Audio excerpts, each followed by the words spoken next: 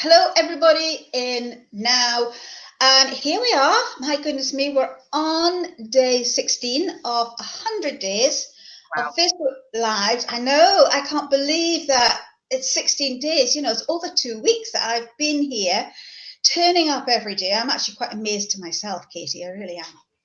Just add what it's all about is about you, the members of Now, and it's to give you a chance to come on here in a Facebook Live in a nice, closed, safe environment so you can actually get practice with a camera, practice with somebody, and also show yourself to the members of Now. Know, like, and trust. This is what we're taught on how to get our business out there and seen. So my guest for today is Katie. Hello, Katie. Hi. And Katie is going to tell us she is an expert on lots of different social media platforms, and she will mention those, but she's also going to talk about Instagram because I know we're all really interested in that. So, Katie, who are you and what do you do? Hi there. Thanks for introducing me in such a lovely way, Lindsay. I'm Katie. I'm an Instagram and also a digital marketing consultant, but Instagram is like my specialist subject. Being a millennial woman, I'm kind of obsessed with it. So I know lots about it, and I really enjoy passing that information on to people and teaching them not just how to like take pretty pictures and use hashtags, but how to strategically make decisions about the content they're going to use and the way it connects people to their business, as opposed to just like posting lots of pictures of your cats and your lattes and like some flowers that you saw on your walk to work. So yeah, the kind of strategic side. And if you are interested in learning about those things, you can find me in lots of places. I am on Instagram, obviously. Where it's over here. Yeah, This is my Instagram username. So if you search for @thewinco on Instagram, you'll find me. I do have a Facebook page, but because I'm obsessed with Instagram, I don't update it very often. So it's best to just come and find me on Instagram if you're interested in connecting. And I have a website, which is thewhin.co. There's no UK, there's no .com, it's just .co, which always confuses people. Maybe I should have got a different website, but I like it. Yeah. And in person, you can often find me at the Edinburgh Business Gateway's Instagram workshops. So at the workshops called Pinterest, Instagram, and Photography, you can find it on the Business Gateway, and it's free. So that's a really good place to come and learn. If you're very new to Instagram and you like barely even know where the buttons are and you're not sure what to do with it, that's a really good place to start. Fabulous. Because I want you to tell us a little bit about Instagram. When is the next Business Gateway in Edinburgh? Let me check my diary. I mean, it's so because if you can find that quick enough, I know that I have signed up. It could be for that one. Okay. I'm doing one in Musselburgh on the 28th of February in the morning. Oh, right. And the Musselburgh ones usually have spaces where the Edinburgh ones often don't because it's a bigger room. So if it's fully booked, just come along anyway. But don't tell anyone I told you that.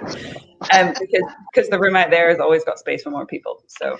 Oh, Fabian, I've been to the Musselburgh place that you do these things, and it really is super wonderful. Right. Well, we'll put the link in there later for everybody if you fancy coming along to that, and we can learn. And I've been on Katie's Business Gateway courses, and she's just fabby.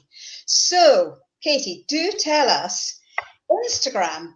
First of all, why is it so different from the other social media platforms? Okay, well, there's a couple of things about it. One is that you can't post any content without including either a picture or a video. So it's an incredibly visual platform. And obviously on most your content works better if you include pictures and videos, but Instagram starts with the picture. It's not kind of an afterthought, or I suppose I should put up a picture. It's first you think about what the picture is, and then you think about what the words are and everything else that goes with it. Uh-huh. The second thing about it that's really different, particularly from Facebook, is the opportunity that you have to reach new people.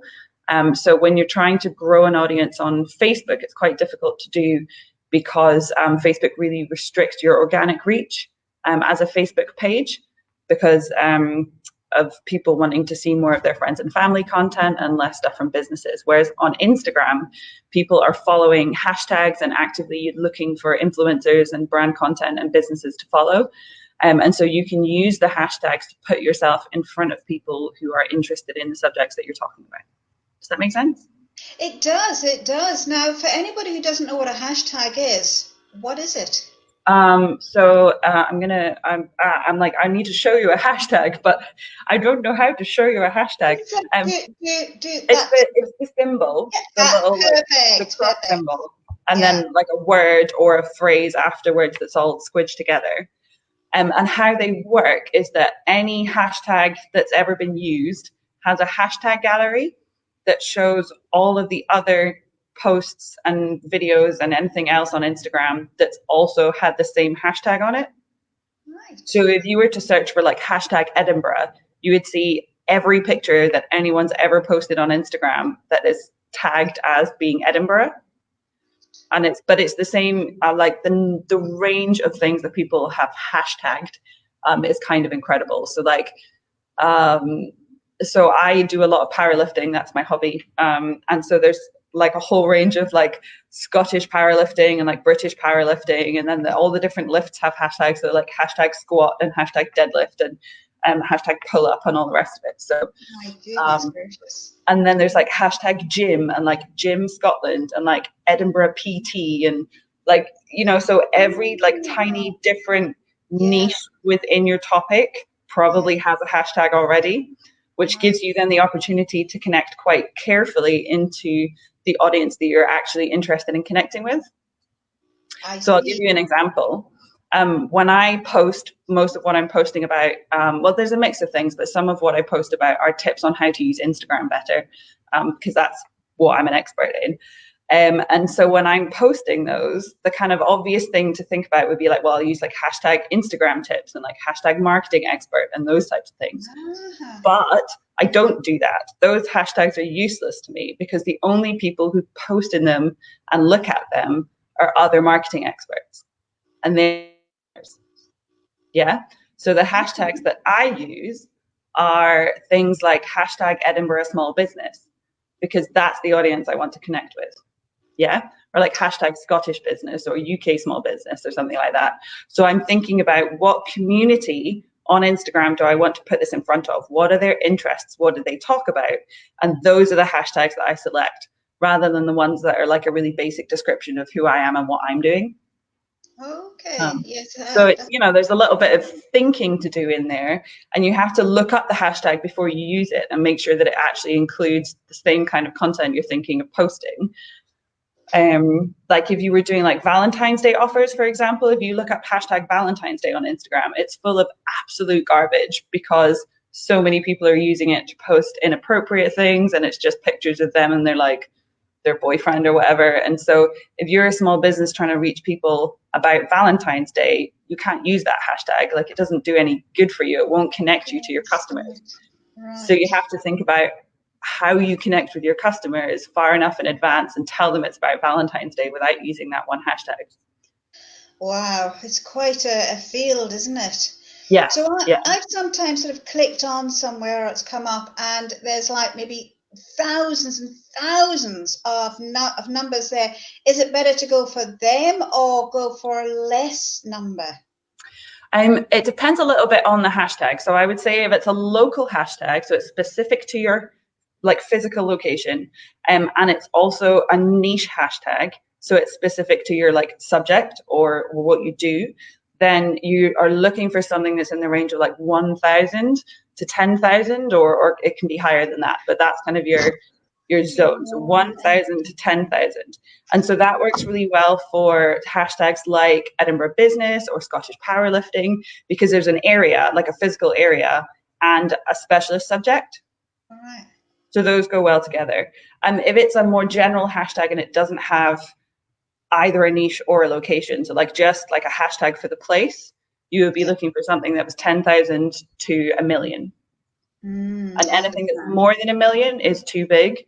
And anything that's less than 10,000, that's just like a location or just like a business subject or something like that. Like if you were just to put up like hashtag life coach or hashtag yoga or something like that. Those are huge anyway, but you need a small enough community with a big enough global reach, so that like 10,000 to 1 million. Am I Understand. making sense? It's normally when I explain this in the Business Gateway workshop, I have all these slides that like illustrate things to help me, and so I'm struggling a little Brilliant. bit just to use my Yes. hands.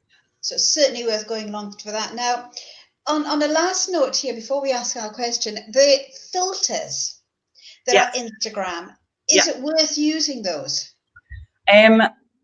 If you're posting photographs, then yes, probably.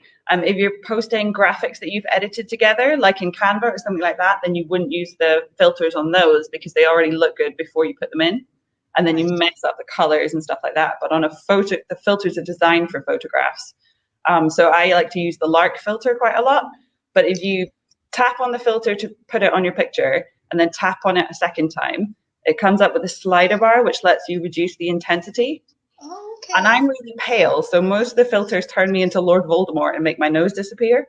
And so if you just reduce the intensity of the filter, then you're kind of like shadows and stuff come back, and people can Oh, see that you're a real person. oh, brilliant. Good. Thanks for A that, little because tip for I've you. just found those and I've just started playing around with them.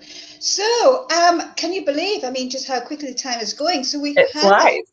it's just crazy. But I mean, it's like this when I'm at your workshops. I constantly Yeah, ask questions, and you have to sort of quiet me at times. So yeah. So anybody who wants to know more about, well, it's Pinterest, Instagram, and what was the other one you mentioned? photography. Photography. It's all Find in the one resource. workshop. Yeah, together, and it's free. I Yeah. think I'll get myself along to the Muscle Verb one. That'd be fabby. All right, a question. So, if you could be famous for one day, what would you do, or what would you change around you? I was thinking about this because you sent me this question yesterday, so I have been pondering it. Because I know what it is that I'd like to be able to change in the world, but I haven't worked out how being famous would help me do it really. But Okay. what I'd like to change is that I wish everybody knew that they're 100% brilliant just exactly the way that they are, and they don't need to change anything about themselves to be just brilliant and perfect and wonderful. And if everybody had that feeling about themselves, then they would be better at running businesses, they would be happier in their relationships, they would be more confident, and like the world would be a better place. I don't know how being famous would help me do that, but that is, if I had enough notice, I would figure it out.